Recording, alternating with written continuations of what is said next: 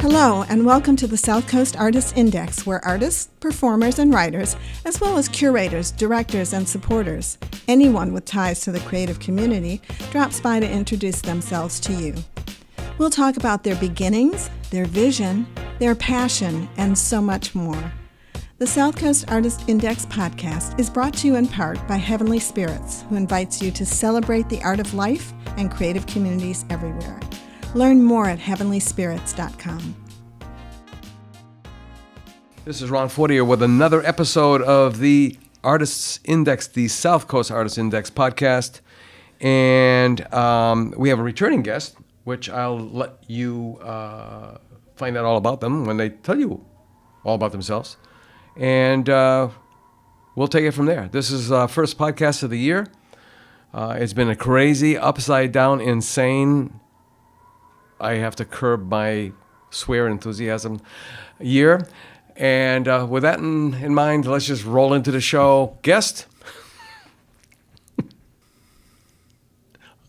Would you like me to speak now? That's right. Okay. I didn't know the gloom and doom report was over at that point over there.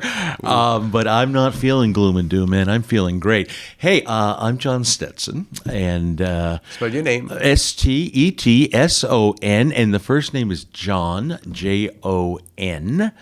Had that H surgically removed in 1976. It makes me more aerodynamic. And I am the mentalist. I'm a mentalist, a mind reader, a thought reader. I teach on various subjects dealing with the human mind, the human condition, the way we are. I'm still entertaining. I'm still traveling all over the country doing what it is I do, and that's doing shows with a comedy base to them. I've been doing this for, a very, very long time. Does it go all the way back to when we first met? Working for the opera at Southeastern Massachusetts University? Beyond that, but way beyond that, yeah. And I've been very blessed. So I live in a world with comedians. I wrote comedy for several people through the years, and lived through the whole comedy scene. I'm very well versed in conventional magic, stage magic, as well as real magic, which I happen to know a little bit about. And it's combining all of these wonderful things. I have never been happier performing, presenting, speaking, or just plain being alive than I ever have. And there are lots of things I attribute it to, but there's so much opportunity. There's so much opportunity for anyone involved in the arts, not just the arts, because everything is one of the arts. When we look at Toltec wisdom, we are all artists, and we all create.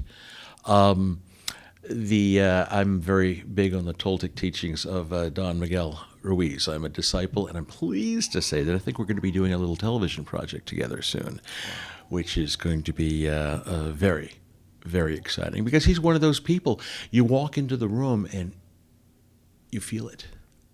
You can feel him. I mean, in his case, it's just love. But we all know people who, when they walk into the room, whoa, there's something going on with this person. Because I believe we all pick up energy of others especially if we're present. We pick these things up, and I am by profession, I guess you could say, a mind reader, but basically we are all mind readers, or at least we're expected to be mind readers on a regular basis. If you think about it, people forecast things all the time. Are empaths? I have advice for all empaths, and it's very important advice, and it's simply this: observe, don't absorb. There are several professions that, of course, we know people, if they do not compartmentalize, it affects the rest of their life. Well, it's part of who they are. You know, when we're looking at, say, responders, first line responders, soldiers. One of my big interests is the Wounded Warrior Project. For a lot of the products that I sell, we have donations being made to wounded warriors. I had a great feeling, growing up here. I never had to leave here really for extended periods of time because there was always a place to come home to. Mm-hmm. And years and years ago, my wife and I we did lots and lots of cruise ship contracts. So we'd sometimes be gone 6 months at a time, or I would be in a review show somewhere. So living in Vegas for 6 months, but coming back. So I've been. I feel like Johnny Cash, man. I've been everywhere, man. Mm. And it's. And where you are is where it's at. So it's nice to come home. It's nice to be here. I love the area for so many reasons, and so it's always been right here. But observe, don't absorb, don't take it home because it's hard. Especially, I'll give you one example. Say like elder care folks, hospice workers. And I've been pleased to say that I've been able to create some guided meditation. I'm also a hypnotist. I think most people know that. But I am not a cluck like a chicken hypnotist. I'm using hypnosis in all of my performances, but most people don't know it's hypnosis that's taking place. And I also do some clinical hypnosis with people because that's what I find fascinating. The aspect of it, because the power and precision of the human mind it's just remarkable. It is just remarkable what we are capable of. And we all have these superpowers, I'll call them. And I point this out in a lot of my corporate speaking too, that we have the ability to do these wonderful things, only we don't follow through with them. It's almost like the quick start guide, which is a blessing and a curse. I'm ADD, but I'm also OCD, which means I want to wash my hands 30 times a day, but I lose interest after the third time. So what I mean is, I don't know what I mean. I never know. No, I totally understand what you mean. My mind's like a pinball machine now. Yeah. But the fact is, the quick start guide, we read it and we go, okay, I know enough to get online. I know enough to use my phone. Boom. Now the phone that I'm looking at right now, years ago I was asked the question, what's the most amazing thing I've ever seen? And I go, it's my phone. I can be in Tokyo and talk to my wife in a minute. Wow, that's something. But the thing about the phone is, it's very much like us in the sense where the phone is the firmware. Mm-hmm. Right? What the phone is capable of doing. Incredible. And our apps and connection, to all of the... I have very mixed feelings about the phones. The ubiquity device. The thing about the phones, that we have our apps and our software and the things that we're seeing online. Mm-hmm. So... that's basically the way the mind works. The mind are the apps and the everything else. But the firmware that we have, for example, the ability to listen. Biggest problem that I think we have in communication and in several areas, people do not listen to comprehend. They listen to respond. And anybody listening could just think of people in that sense, and you go, yeah. Well, that's one of the problems with ADHD is you're not listening because you're ready to respond because you want to prove that you're whatever. Which means you're not totally present. Right, exactly. Because being present is everything. When we talk about, say, psychic ability, in the programs. It's a very interesting topic because much like the artificial barriers that we have in society, like, I don't know, religion, borders, money, all of these things that we created. Sometimes when I get, I love the discussions where, God, no God. See, I'm at a place now, I study and teach a practice called Ho'oponopono, which, along with my favorite books, Eckhart Tolle, who I've been fortunate enough to do programs with. Eckhart Tolle is amazing. The Four Agreements is Don Miguel Ruiz, once again, how I live my life. And just being, and the key to everything, even if nothing else means anything, is self-awareness. Knowing who you are and admitting to who you are. That is the beginning of all good things. It's almost like the Popeye principle that I refer to as the Popeye principle. I am's what I am's, and that's all that I am's. And you got that right. Yeah. And so my thing is like, look, I'm not going to teach you everything. I'm gonna give you what I like to refer to as a blinded glimpse of the obvious. It's right there. All of our answers are inside of us. Yeah, well, it's just so many things that, a lot of, I'm sure you meet a lot of skeptics. Oh, yeah. And I'm going to assume that a lot of the skeptics are right away there to challenge you because they're there to prove a point. Yeah.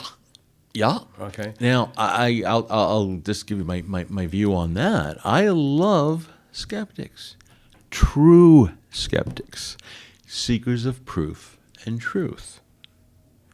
In my life, personally, I have faith, which the true skeptic may not.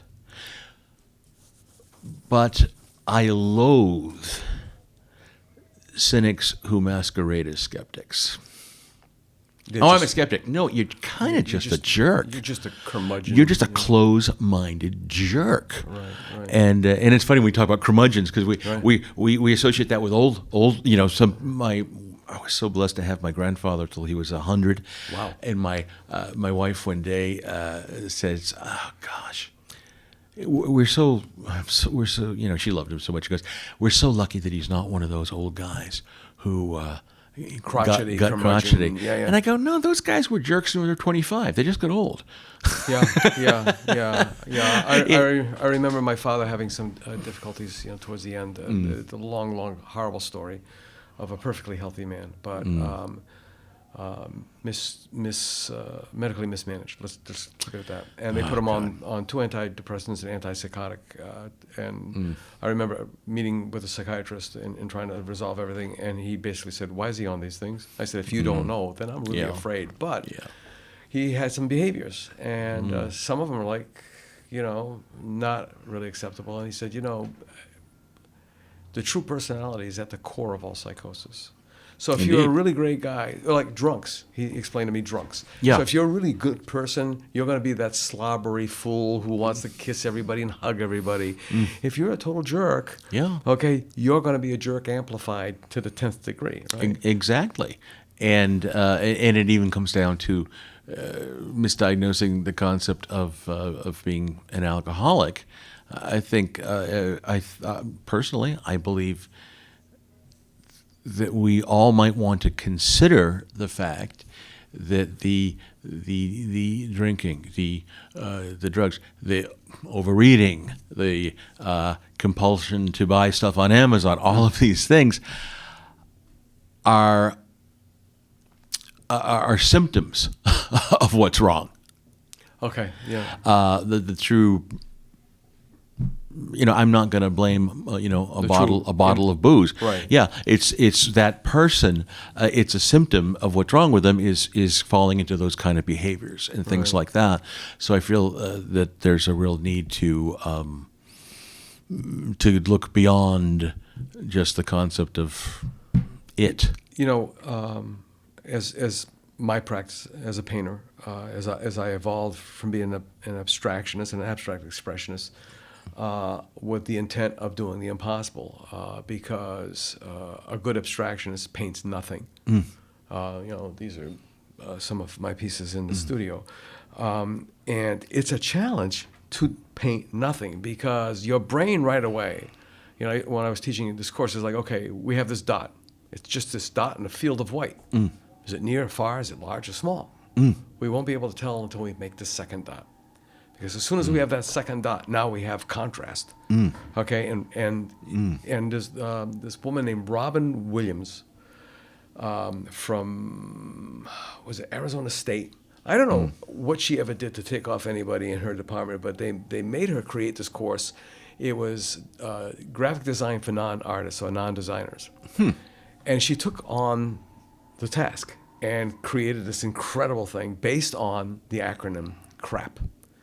Contrast, repetition, alignment, proximity, which is really almost, you've seen books of spells and so on. It's really kind of interesting because, again, contrast. Is it large, small? I mean, there's so many different types of contrast, okay? Repetition, and I always used to tell my students, if you repeat something, it's important. If it's important, you repeat it. And they look at me like, So trying to bring that into my work now as it's evolved over to socially conscious work, which is like horrible kind of subjects, slavery and all kinds of other things. And I don't know why. I've always been drawn to it. But I did a portrait of my father.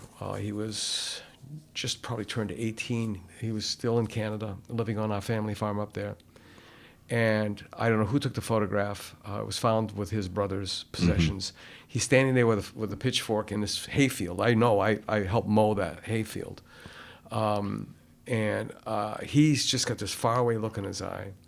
And I decided I wanted to do a painting. And then I said, you can't do a painting of a photograph. That's insane.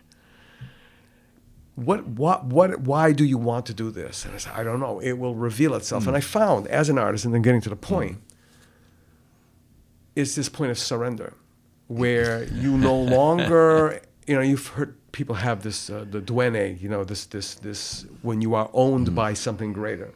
Duene is in Spanish, is an owner. And that happens, and people say time's been suspended. I've said it a dozen times, at least on a show. I remember making a cup of coffee and had a sandwich, taking a bite, and then painting, and then going to take another bite of the sandwich, and it's so dry. The bread was all dried up. And I'm like, what? And I went to go get the coffee. It was stone cold. I said, it's impossible. I just made this. Then I realized 6 hours had gone by. Yeah. Oh, yeah. So we have those kinds of things. Trance state, yes. Owen, it's I'm so all about synchronicity and what I call divine design. So it really has simplified a lot of things in my life. Yeah, we talked about that at breakfast before the holidays. Yeah. And how everything is connected. And it's the things that people think are weird, that give you goosebumps, these coincidental stories. I go, no, that's the way everything is. It's the stuff that I cannot. There is no coincidence, correct? It's the stuff that we can't connect that's weird to me. Those are the mysteries, the true mysteries. Butterfly theory for me.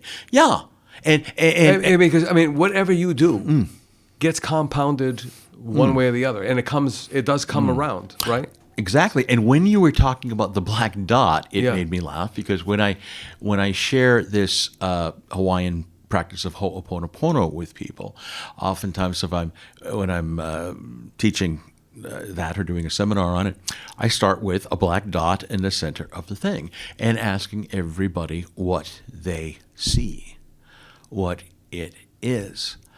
And you get all of these different answers, because in the sense of performance, for me, when I now speak to people who are involved with mystery entertainment of all types, now that I'm a elder statesman and what have you. Yeah, not so bad. Well, you know what? I've just been bloodied in battle, is the way I put it. There's no excuse for flight time, for not having flight time.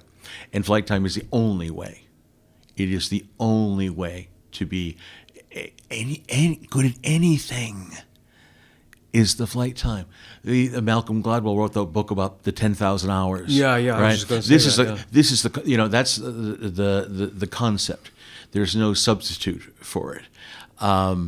And once again, with veterans, having my utmost respect, because I remember being very young, spending time with the young men primarily who were fortunate enough to come back from Vietnam in our neighborhood, and seeing what it did to them, it really did to them. Did you ever run across Alan Scott? He and his wife Marie were the founders of the Center Street Festival, which turned out to be one of the finest arts and crafts festivals on the East Coast. Yeah.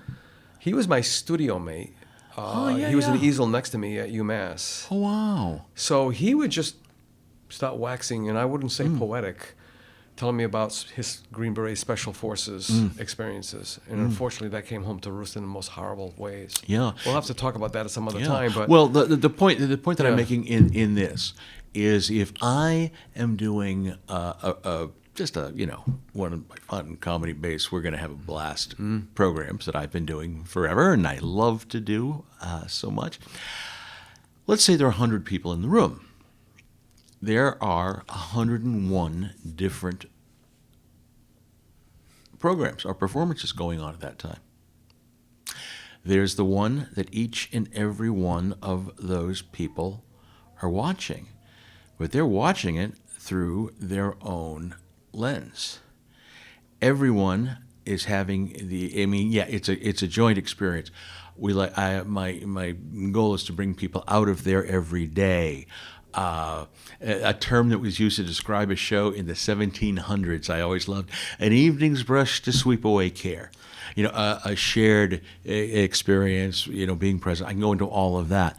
But everybody's watching it as who they are. And I'm watching a different show than they are. Yeah, we're all looking at the same thing. Yeah, because you're seeing them as they don't see themselves. All themselves. looking at the same thing. Yeah. All right? And through the eyes of the performer, I can see your nose, you can see mine, but we can't see our own noses. Yeah, for the performer, I have to realize, hey, just because it looks good to you does not mean it looks good to them. For a particular piece or something, the experience, if I see something a certain way and it looks great, well, but from the back of the room, what most people are seeing is male patent baldness, right? By the guy standing up in front of them, participating in this thing. So it's, once again, being aware of yourself, your surroundings, your situations, and being present. And so it's the same thing with art. When you mentioned, why would I paint a photograph? I say, yeah, it's to get your expression of that photograph. What that photograph means to you, you're using art, the artist in you, and everybody has an artist in them. Like we were talking about Toltec wisdom before, how it all comes around.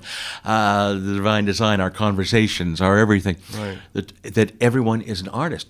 One night, I don't want to get into all my name dropping mode, because my life has been so rich from experiences, all these different people.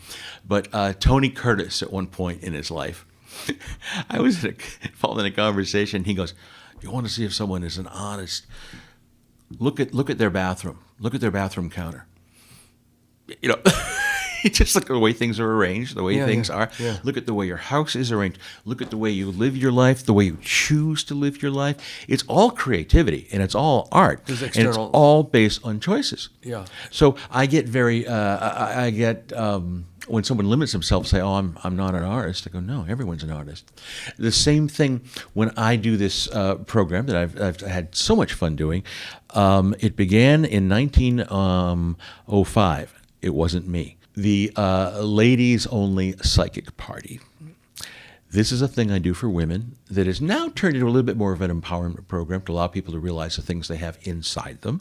Now, remembering that psychic is merely means of the mind. That is the technical definition of things.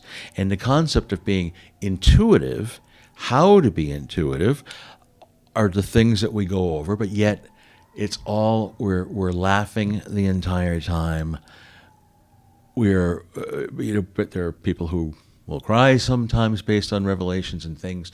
And it's such a rewarding program, and and it changes all the time. And I've watched it grow since it's been in my stead. Is it because women could be women in that environment? We were having a conversation last night. Friends in Detroit.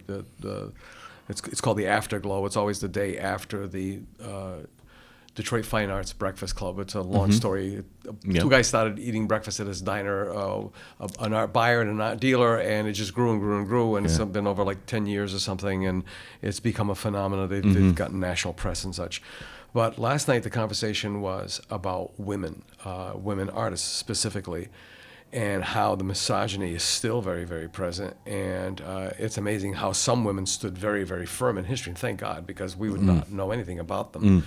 But then again, it's like a bunch of painters, regardless of gender, speaking about their passion of their painting, that they wouldn't feel as comfortable revealing those passions with somebody from another craft or another profession or whatever, because Is that why the women only thing? Or Oh, well, yes. And I mean, we have a wonderful mutual friend, Lynn Dillies. I was going to say, how fortunate am I living in this area that I know America's foremost female illusionist and America's Master Mentalist. Yes. Exactly. Well, Lynn and I have been friends since we were children. Yeah. And there are so many more women in like the magic arts now, and it's great. It really is great, but it's like in anything else. I'm all about concepts of affirmative action and DEI, diversity and all of these things, but it still boils down to the fact I believe in giving opportunities, but I think a person's art should stand on it should be colorblind. And genderblind. In that regard. So I'm very happy to see the women, but now there have been many through history, because I am a student of what I call the history of mystery. I love history in general, our greatest teacher. And so when it comes to the, I don't want to get into so much like the tearing down of statues, the thing, the this, the that, this is not good in my feeling, and I can give you many reasons why and facts and things, because I also bring back to the concept of opinions. Opinions are the lowest form of intelligence because you need nothing to back it up.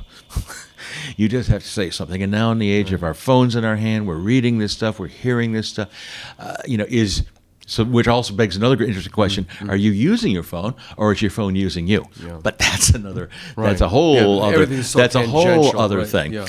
But when we look at how people, how awful history has been in many ways, but how do we not? We should not dare ignore any of it, because it repeats itself. And saying, yes, this is what it was. We feel that's not what it is to be now. It's not about the equality, part of it. It's not about the glorification of Robert E. Lee, for example. Yeah, and so many other people are putting their own agendas into things hiding under the banner of the diversity. It's a very slippery slope. Oh, it is, and I'm talking about some things that I rarely talk about in public with you right now, but it always cracks me up when I see the automobiles, and that it's probably someone who's a kindred spirit with you and I. An old hippie is driving this thing, right, because it's got all the bumper stickers on the back. Right. Yeah. But the one I love is oh my gosh. It's the one. It's a diversity thing about acceptance and everything. Right. And all of that, but not just. Diversity. Right. I cannot remember. Is that the one that's got the peace sign? It's got all the different symbols on it. I'm blanking out. Yeah. It'll come to us. Yeah. But right next to this beautiful thought of togetherness and unity and oneness will be the other one that says Donald Trump must die. And what is it about bumper stickers? Is that what you call a tell in your profession? Oh yeah. Like a woman needs a man, like a fish needs a bicycle. That's a classic from way back when. That's a beautiful one. Yeah, and the one I've only seen this one once, and I remember where it was. It was at the Charlotte Diners in the parking lot, and it was this really ratty car. And the bumper sticker said, "My other car's up my nose." So that was the 80s. Wasn't that the truth? But you see these with the bumper sticker things and all that. To me, it's like I go, well, I'm glad that you're proud. I'm glad that you have a feeling. But why can't we do this with human respect? Or I've never seen more sore winners in my life over the last 12 years over here. It's like, okay. Now, it's always been like this. It's, despite all these other things, when you get down to the root of politics, someone I'm thinking of two people I'd love for you to have on your program. One is my good buddy, George Cleveland. George Cleveland is Grover Cleveland's grandson. Really? Well, Grover Cleveland had a summer house in Marion. Yeah. And but he is such he's a theatrical guy. He is a radio guy, and just boy, is he a history guy. And we want to do some projects to really get people interested in history again, even educators, because I find that so many younger educators now. I mean, don't mean to generalize. Right. But there's not that love of history or that want to teach history. Part of that is these are people who are the reason why they're always scrambling for more teachers is because so many teachers leave the profession because their lights were put out. The flame was put out. The pilot light's gone. Oh yeah, because you have to teach the MCAS. And, Sir Ken Robinson, I ran across him looking at Instagram or whatever, and I said, this is very, very interesting. And I looked up and I got the book The Element, and it was like, oh my God. I discovered that when I was teaching for the first time adults in community learning. The old, what the heck did she call that? It was the South Coast Learning Network, I think is what it was called. Coexist. That's what the bumper sticker says. Exactly. Thank goodness. Yeah. I'm sorry. No. I'm sorry to interrupt. No. I know exactly what it is. And so I thought, I'm going to teach people how to draw. And I have a very different, I have a methodology, which it's called the 70s to better drawing. And it's not based on anything I've seen by anybody else. I mean, I learned through my foundation classes Nicolaides, and then later in life Betty Edwards. And it's kind of a combination. And is anyone? I was watching Ratatouille with my granddaughter when she was small, and Chef what the hell is this? Gaston. Yeah. I think it was Gaston. Anyway, and it says, I have a philosophy. Anyone can cook. And I thought, oh my God, that's it. Anyone can draw. Unfortunately, some guy in Canada grabbed the concept. It must have been like one of those synchronicity, the cosmic consciousness or whatever. At any given time, there are 10 people in the world thinking at the same time, the same thing at the same time. And so anyway, so I go in there with that philosophy. It was a therapy class. These were the first thought in my head was they're wounded birds. These are adults who are going back to learn something that they loved when they were children, and somebody squashed them like a bug. Put that down. You're never going to make any money. What are you bothering with that for? That's the basis of the 4 agreements. In once again the Toltec talking, and everyone is an artist. We've made thousands of agreements in our lifetime, and this comes through our domestication, the way we were raised, the way we were educated.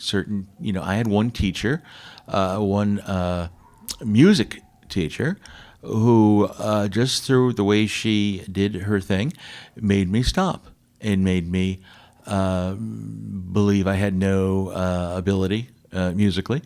And it stopped. One of the big, there are thousands of these kinds of agreements we have made. One of the big examples, and I'll do sometimes these seminar day-long things where we talk about all of this kind of stuff, and they're an awful lot of fun to do. But one that was really, and I've seen incredible things happen and breakthroughs that come through. There was this one woman, her mom was a single mom working very hard, a great mother, human being. One day she she snaps a little. The little girl was spinning around, la la la la, while she had the tough day at work and the things and the stuff, and she's trying to cook, and she just snapped a little and said, "Oh, you stop that! I can't stand when you do that. Don't you? Your voice is driving me crazy. Just please, don't do this. Don't dance around like that. Don't do it." So this little girl did not sing or dance for another 30 years because we make the mental agreements when we hear these things. Someone says, "You're fat." Someone said, "You're this, you're body shape, you're this, you're all these other things." Mental agreements work the other way too, right? Yeah. Okay. Yeah, most definitely. So the 4 agreements. Can I wax on that for a second? Very simply, I'm going to give a little bit of my introduction. You see, I love magic words. Do you know my favorite magic word? It's abracadabra. I was going to say that and say it's probably not abracadabra. That's why you should always go with your gut. You see, that was an intuitive exercise we just did there has too. An incredible history behind always it. Go with your first. Yes, because abracadabra comes from the time of Jesus, the kind of Hebrew that was spoken, and translated it means I create as I speak. I create as I speak. Once again, another one of those superpowers that we have inside our quick start guide. We've not read the whole manual. We don't know that we're capable of doing this. Every word we speak, every time we speak, we're casting a spell. With our cadence, with our words, with when we are being able to be in the same room with the visual and the body, and so many of these things. But more important than all that are the words themselves, because words have wings and words have weights. Words can build, words can destroy. That's why in bringing it into a performance thing, I must use economy of words in a way that I want to use them, both to create mystery and create comedy. And these types of things. And it's like a good writer. But we're all writers because we're all speak. We're writing every time we speak. So I'm not big on plagiarism, but once again, we're just parroting things that we see on the internet and things that people have heard in many cases in order to respond, once again, rather than comprehending. So the first of the 4 agreements is being impeccable with your word. Meaning, choosing your words, using your words, knowing the power of words, and that we are all so far more powerful than we believe, because a lot of this is also connected to the ego, and so many. It's interesting. If I mention ego in a seminar, it's. I said, now look, I'll tell you right now what half of you are thinking. I don't have a big ego, but I know who does. Right? Congratulations. That's an ego statement. We all have it. It's standard equipment. It comes with the car. But what we have to realize is that your ego hates reality. It's Batman and Joker, the nemesis. Because the expression that I always like to talk about, driving your car in traffic. You're not going to get where you're going to get to in time. Your physiology changes. You're breathing. You're so upset. You're hanging onto the wheel. You are mad at everybody. You were telling me what to do. This person should do this. I want to fight with a stranger. I'm coming up with swear words I didn't even knew that I knew. And so the statement you're making is, I do not approve of this traffic.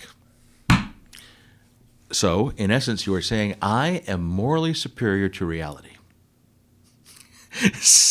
So, what happens is, but here's the beautiful part.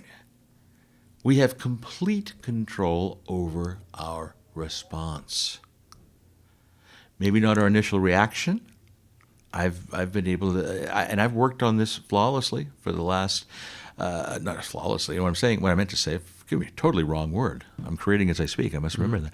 Oh, what I've been able to do is to work on this, and the second of the agreements, all of them, and I'm as close as a flawed human being can be at this point, I believe. But there's still lots of room for growth.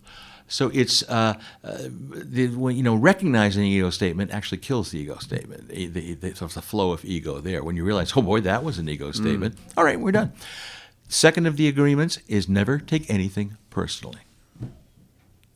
Never take anything personally.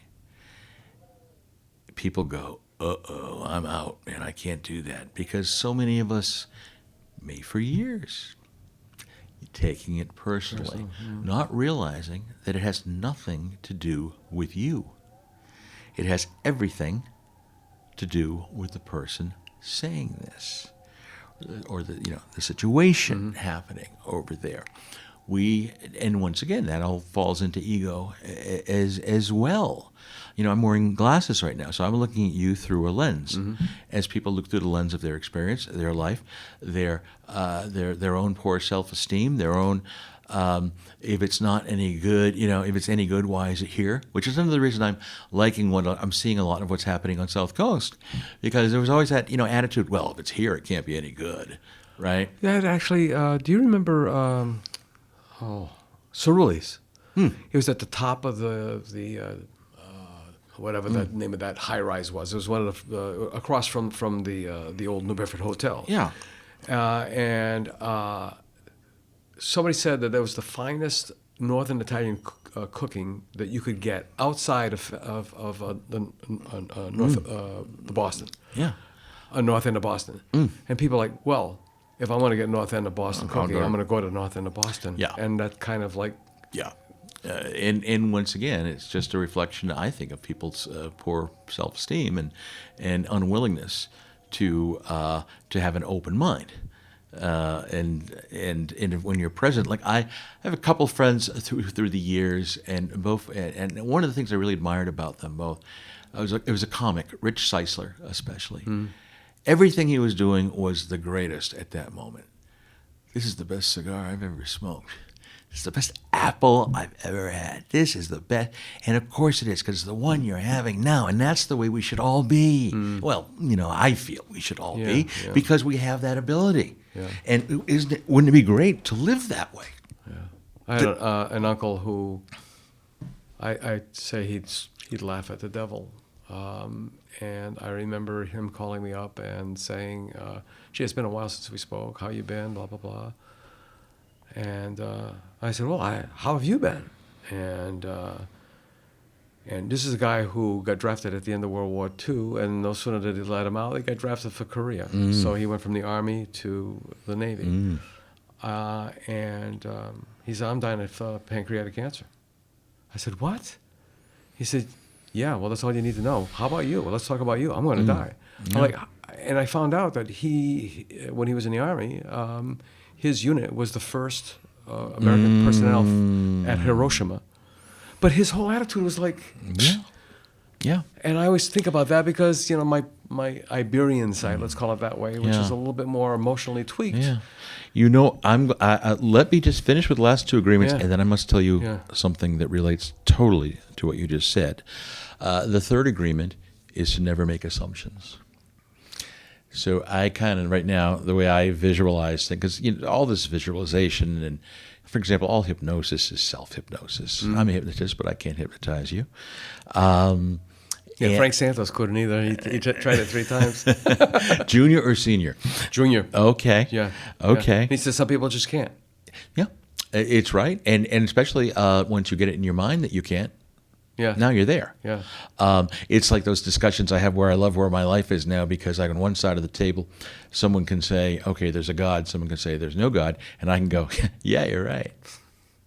And I don't care. Yeah. You know, part of the I don't care comes from like Tommy Lee Jones in The Sewer Pipe in The Fugitive with Harrison Ford. I didn't kill my wife. Yeah. I don't care. I'm just here to bring you in.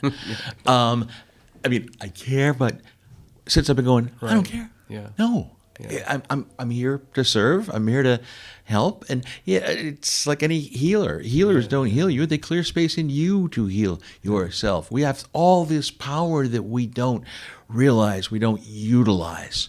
So not making assumptions is actually, I believe, much more difficult than not taking things personally. Right. Because either one of those things too can lead to judgment, et cetera, et cetera. We could, I can talk about this. We could do a class. What's the 4th one? Whatever. Always do your best. Oh, yeah. Do your best at what? The other 3 agreements. Because you are going to mess up. You are going to not be impeccable with your words. You are going to take things personally. I heard a spin-off of that about people railing against their parents. My parents this, my parents that. And this person, I forgot who it was, said, you have to realize that your parents did the best that they knew how. Mm-hmm. And then he waits for the pushback. And there's like, you didn't listen to me. The best they knew how, had they known to do better, they would have. Because nobody is going to do less than the better than they know. We don't come with owner's manuals. And in so many cases, it's children raising children. Yeah. In so many cases, it's you're growing up with your parents. Yeah, exactly. In that situation. But I have a great friend who's an incredible artist and has great feelings on art. I know him through mystery entertainment. He is very much a skeptic, but yet he's one of the most spiritual people I know. And he got there was an accident. His van was broadsided, and a drunk driving thing in 1997. And it's amazing. There were terrible injuries for other people in his family. Everybody lived. Rick's problems began then. His brain and his heart are not wired properly into esophageal things, into this, into that. Every day is a challenge. It's a miracle that he is alive. Mm-hmm. He's just done, and his feelings on art and everything else are so beautiful. And he'll do a great exercise. Every morning when he wakes up, he opens a book, looks at one word, and then writes about that one word, whatever it happens to be. Brilliant. His name is Rick Ma. And he recently did a one-man show, an autobiographical thing, and he's not left his house in like 5 years with everything. He actually did this show in his basement for select people, and it's sort of this it's autobiographical thing. Now, he tells a story. His music is his passion, music, poetry, and he's a big Woodstock guy. Many people in our window, right. And the spirit of and all of this. And Rick had a little bit of a problem. He has a perfect relationship with his wife. I say it goes beyond love, but he needed to get away for a couple of days. Because first time in the relationship, she became a little like distant or weird or something. But her bottom line was, I know I'm going to lose you. And I was thinking if maybe I kind of pushed away just a little bit, it would make it easier. But then you realize, no, it's making it harder. Mm-hmm. So any day is a gamble. The fact that he is with his neurological stuff now to be able to do this show, he had to learn it in a whole different process. Like Rick always said, I don't know how to pretend, but I know how to make believe. That's interesting because I remember a student coming into my class. It was an art history class, and he said, I have to tell you, because the accommodations or whatever, that's what he said, I have Asperger's, so I'm not able to lie. I said, well, that's refreshing. And he said, and because I'm not able to lie, and because I have Asperger's, I think you're somewhere on the spectrum as well. And I found that kind of fascinating. And he was like one of the best students because I could throw stuff at him and he would throw it right back. And, Yeah. and it was his discourse. I mean, that's something. Yeah. It was no more Yeah. remember, regurgitate kind of. Yeah, You know. I'm fortunate to be close to so many people in so many disciplines and situations and whatnot. Now, the thing I was going to talk about, Rick, he wanted to go, with all of his problems, he needed to get out. So he went to Greenwich Village. He said, I brought cash, no credit cards, nothing. I stayed in a friend's futon for a couple of days, and I went and I bought vinyl, and all this stuff. Now, this is quite a few years back now. This is, and all of a sudden he goes, I'm going to Bethel. I'm going to Woodstock. I'm going. And he went, and after having all of the feelings of the ghosts and the things and the stuff and the marveling about it, this is what he got out of this. And this is when you were talking about the veteran with the pancreatic cancer. So he was looking at the Woodstock thing, and so many things going through his head, and he was marveling about the fact that there were that many people. I'm sorry, I don't have the numbers off the top of my head, but we all know what it was like. There were that many people, and there was not one report of violence or anything of that type. It was a phenomenon. It was a phenomenon, and if it's true. And here's the thing. History does back it up, and we are fortunately in a time where we can research these things. There are so many people who were there and experienced it, but here's the thing. And then when the rains come, Rick said there were two kinds of people who were there. There was a group of people who were there, like for the first day or 2 days, and said, "Screw this! I can't get anything to eat. It's raining. I'm out of here." It wasn't in a bad way or a thing. It's just like they weren't. Yeah. This is what they wanted to do. Yeah. That was their thing, and they went, and everything. No problem. And I'm not saying anything bad about those people.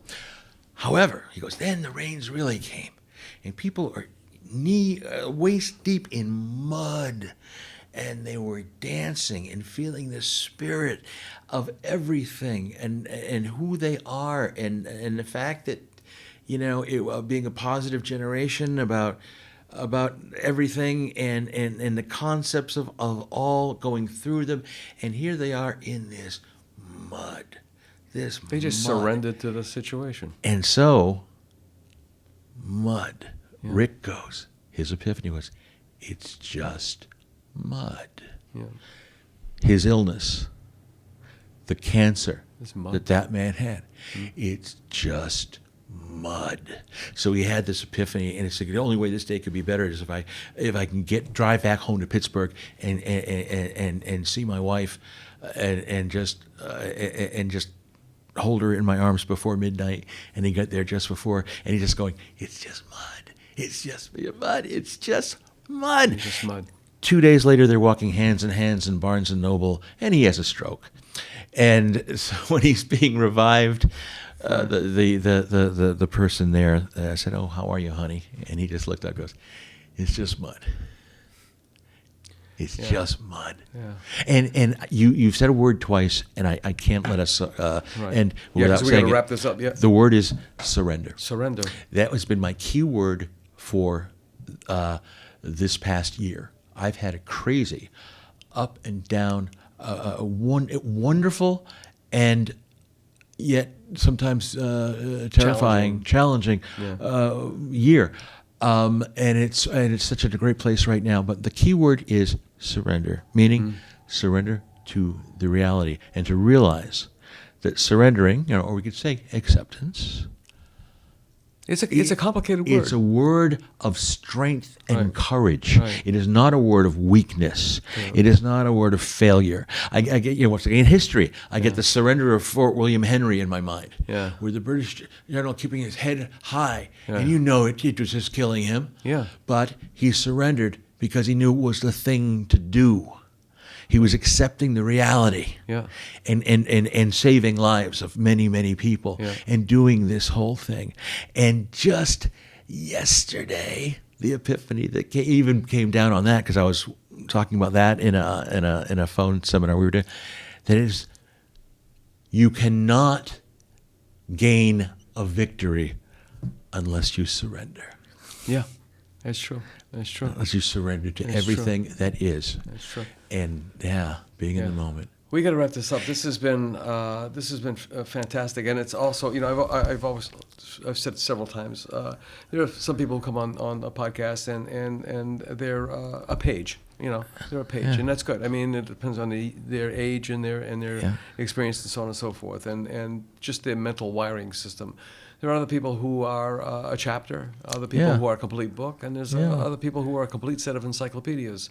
Only because we understand encyclopedias as volumes, not not all the different knowledge that's in there. And I'd love to have you come back on the show at some point. Well, you know what we should do, Ron? Yeah. We should do a show business show where we could just tell. That's one of the things that we want to do. We want to do a series. We've got to find a sponsor for it.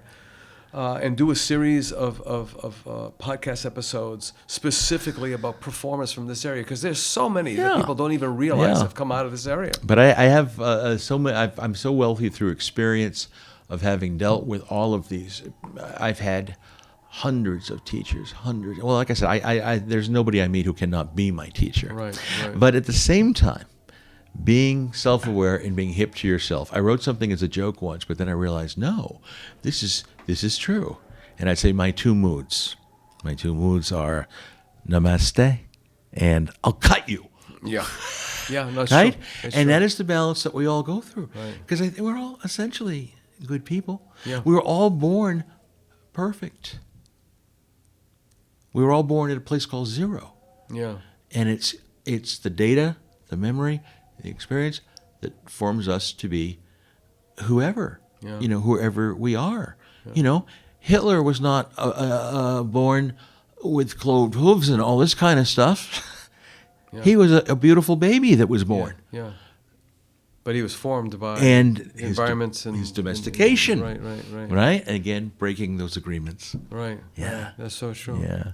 Ron, you're the best, man. I just love when we get a chance to visit, both in this media and when we're live and in person. Yeah, we have to have breakfast again, because it's the both of us are wired kind of the same. So I think you mentioned pinball machine. Yeah. Yeah, it's same thing. It's like, and it's hitting the bumpers and ding, ding, ding, ding, ding, ding, and it's like, you don't want to interrupt, but you're just so afraid that thought that you had is going to roll. I always have this image of a marble rolling under the refrigerator. It's you can't get that thought back. It's under there. Yeah. And I have that synergy with my girlfriend. Oh, I spoke a lot about being married. My wife passed about 4 years ago. I didn't want to think anyone listening to think, oh, there's a wife and a girlfriend. Yeah. I like this guy. No, I had an instructor in Miami who had both. Yeah, at the same time. But we're the same thing. Yeah. And the great thing is we can pick up where the other one left off. Where the other one left off. And do we ever get back to this? Do we get back to that? Do we? And interestingly enough, it does come back and work out. It's just excellent. We're all different. Excellent. We're all different.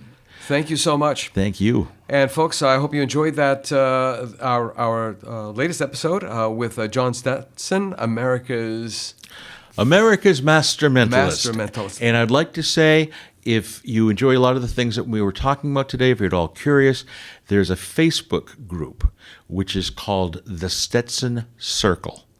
And it's daily stuff like the things that we were just talking about, lots of Eastern philosophy. It's and all good things. It's a safe place for people. It's a good place for people. We have thousands of members, and we get such great feedback from that. And of course, I'm on all the other social media platforms as well.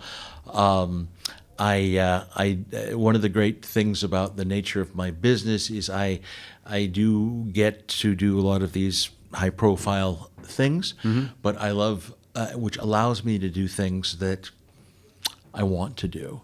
So when I can So if anybody has any ideas about anything, I'm open to anything. Excellent. Excellent. I'll make sure I'll put that in the companion blog to the for these types of things. to this episode. Yeah. So I just wish everyone, hey, peace, love, togetherness, as Sammy Davis would say at the end, and so do I. Yeah, exactly.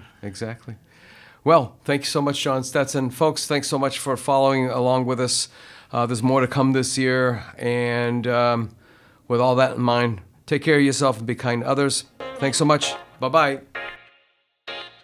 To learn more about the South Coast Artist Index, visit theartistindex.com. Find us on Facebook, Instagram, and YouTube. Be the artist you believe you are, and let's take care of each other out there.